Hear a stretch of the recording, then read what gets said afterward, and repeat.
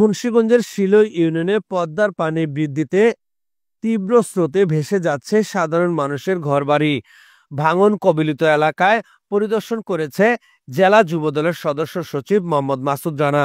পদ্মার তীব্র ভাঙনে অসহায় হয়ে পড়েছে শিলই ইউনিয়নের শতাধিক পরিবার। অনেকেই গৃহহীন হয়ে আশ্রয় নিচ্ছে আত্মীয় স্বজনের বাড়ি কিংবা উঁচু স্থানে। ক্ষতিগ্রস্ত ও গৃহহীন মানুষের মাঝে খাদ্য সামগ্রী বিতরণ করেন জেলা যুবদলের সদস্য সচিব।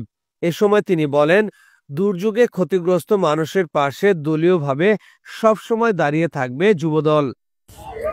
আসলে এই ভাঙনের বিষয়টি অনেক দীর্ঘকালী নানাভাবে এই অঞ্চলের মানুষকে বাড়িঘর হারা করছে। তো বরাবরই নানাভাবে আমরা শুনেছি যে নানা উদ্যোগ নেওয়া হবে এই ভাঙন প্রতিরোধে, কিন্তু সরকারের পক্ষ থেকে তেমন কার্যকরী কোনো পদক্ষেপ দেখতে পাওয়া যায়নি। যার কারণে প্রতি বছরই এই বর্ষা মৌসুমে নানাভাবেই বিভিন্ন অঞ্চলের মানুষের এই ভাঙনের কারণে বাড়িঘর ছাড়া হতে হয়। আশা করব যে সরকারের যারা দায়িত্বশীল জায়গায় রয়েছেন তারা দ্রুত এই লোহজং থেকে দিঘির পার পদ্মার যে নদীর আশেপাশের মানুষজন রয়েছে তাদের জীবনের এবং ধন সম্পত্তি রক্ষার স্বার্থে অন্ততপক্ষে একটি বাঁধ নির্মাণ করে এই অঞ্চলের মানুষের রক্ষা করা হোক। আপনারা জানেন মুন্সিগঞ্জ সাবেক 4 বর্তমান 3 আসনের সাবেক উপমন্ত্রী, সাবেক সাংসদ জননেতা আলহাজ আব্দুল হাই, তিনি জনগণের জন্য রাজনীতি করেছেন, মানুষের কল্যাণে রাজনীতি করে গেছেন সারা জীবন। তিনি অসুস্থ হওয়ার পর তার ভাই মুন্সিগঞ্জ জেলা বিএনপির সদস্য সচিব এবং আগামী মুন্সিগঞ্জ 3 আসনের আগামী সংসদ সদস্যের কর্ণধার, তিনি তার ভাইয়ের মতো করেই জনগণের জন্য মানুষের জন্য রাজনীতি করবেন। এবং আমরা আশা রাখি মহিউদ্দিন ভাই ইতিমধ্যে কথা দিয়েছেন মানুষের প্রয়োজনে মানুষের জন্য যে কোনো দরকারে তিনি কাজ করে যাবেন। তো সেই ওনার কথার প্রেক্ষিতে বলতে পারি আগামী দিনে এই অঞ্চলের মানুষের জন্য মহিউদ্দিন ভাই অবশ্যই গুরুত্বপূর্ণ ভূমিকা রাখবেন তাদের জীবনমান উন্নয়নের জন্য। স্থানীয়রা জানিয়েছেন, দ্রুত নদী ভাঙন রোধে কার্যকর পদক্ষেপ না নিলে পরিস্থিতি আরো ভয়াবহ আকার ধারণ করবে। এখানে মাটি উত্তোলনের কারণে এই পদ্মা নদীর তীব্র স্রোতের কারণে আজ আমাদের ঘরবাড়ি চলে যাইতেছে নদীর গর্ভে। আর আমরা গত সরকার থাকাকালীনও আমাদের কোনো উদ্যোগ নেয়নি এই ডেজার বন্ধ করার জন্য। বর্তমান যে প্রধান উপদেষ্টা উনিও কোনো উদ্যোগ নিচ্ছে না যে আমাদের এই নদী কবল থেকে রক্ষা করার। চলে গেছে বাবা, কষ্ট দুঃখ, মানুষের খাওয়া নাই দাওয়া নাই, না খাকা মরতেছে, বাথরুম খাইতে পারে না, ঘর দিয়ে রিটার্ন দিবি না ভাতি খাবি, খুব কষ্ট। আমরা আল্লাহর কাছে কত দোয়া করতেছি। এখানে 2টা বাড়ি ছিল স্যার আমার, মনে করেন 10 দিনের ভিতরে 2টা বাড়ি সব চলে গেল। এখন এই যে আজকে সকালে গেল এটা পুরোটা একবারে, আমরা খুব অসহায় হয়ে পড়ে গেছি। এই পরিস্থিতিতে আমরা আছি, কি বলবো স্যার, বলার কিছু নাই। পদ্মার তীব্র স্রোতে ভাঙন রোধ ও ক্ষতিগ্রস্ত মানুষের পুনর্বাসনে দ্রুত ব্যবস্থা নেয়ার দাবি জানিয়েছেন এলাকাবাসী।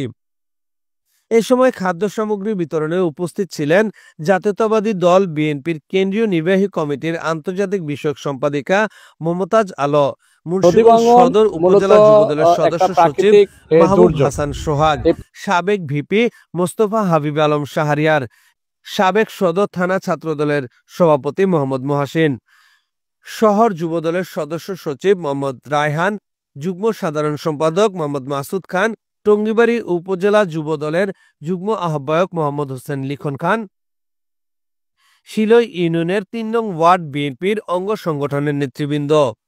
মোহাম্মদ জাহাঙ্গীর। আমি মনে করি যে এই নদী ভাঙনের সবচেয়ে মূল কারণ হচ্ছে যারা ড্রেজার দিয়ে মাটি উত্তোলন করে, তো মাটির ভিতরে ওটা গভীর হয়ে যায়, সে কারণে নদী ভাঙন করার একটা সহজ হয়ে যায়। স্রোতের গায়ে যা বসত বাড়ি আছে সেগুলা ভেঙে যায়। আর এটা হইল আমরা ছোটবেলা থেকে 30 বছর আগে নদী ভাঙন হয়েছে, এরপরে এটা বন্ধ হয়ে গিয়েছিল, আবার এবার শুরু হয়েছে। অসহায় মানুষের তারা দিনমজুর, ভিটাবাটি, ঘরবাড়ি সব নদীর স্রোতে ভেসে যাচ্ছে। তাদের মানে সহন সম্বল বলতে কিছুই নেই, তারা দিন আনে দিন খায়। তো এইটা যদি স্থায়ীভাবে কোনো প্রতিরোধ করতে হয় তাহলে সরকারের উদ্যোগ নিতে হবে। তো আমরা ইতিমধ্যে আমাদের যে এখানে যুবদলের যে আমাদের সদস্য সচিব রানা আসছে, ওর দল নিয়ে এবং মহিউদ্দিন ভাইয়ের নেতৃত্বে এখানে নদী ভাঙ্গন খননের সবাইকে পর্যবেক্ষণ করতে আসছে, তাদেরকে সহায়তা করার জন্য আসছে। এখন সেটা হলো সাময়িক, সেটা স্থায়ী না, এটা ক্ষণিকের জন্য। এই যে আমরা কিছু দান করলাম, কিছু খাবার দিলাম, এই একদিনের জন্য, সেটা সমাধান না। স্থায়ীভাবে সমাধান করতে হইলে গভর্নমেন্টের পদক্ষেপ করা জরুরি, এবং স্থায়ীভাবে যদি এখানে বেড়িবাঁধ দেওয়া হয় তাইলে আমরা আশা করব যে স্থায়ীভাবে কিছুটা হইলো যে এখানকার এই ভাঙ্গন প্রতিরোধ করা যাবে। নদী ভাঙ্গন মূলত একটা প্রাকৃতিক দুর্যোগ। এই প্রাকৃতিক দুর্যোগটাকে কখনো এটারে মানব সৃষ্টি দুর্যোগ হিসাবেও তৈরি করা যায়।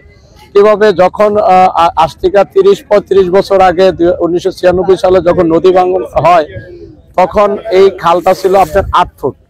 বিগত সরকারের কিছু ফেসিস্টরা বা বিগত সরকারের মদদে কিছু আওয়ামী লীগ দস্যু বাহিনী কাটার ডেজারের মাধ্যমে এই নদী থেকে বালু উত্তোলন করে। আর এই বালি উত্তোলন করার কারণে এটা প্রসারিত হতে থাকে। প্রসারিত হওয়ার পরে একটা আগ্রাসী ভূমিকায় চলে যায়। এখন এই 8 ফুটের নদী আপনার 800 ফুটের নদীতে পরিণত হয়েছে। Mohammad Jahangir Alam, news 71.tv, Munshiganj.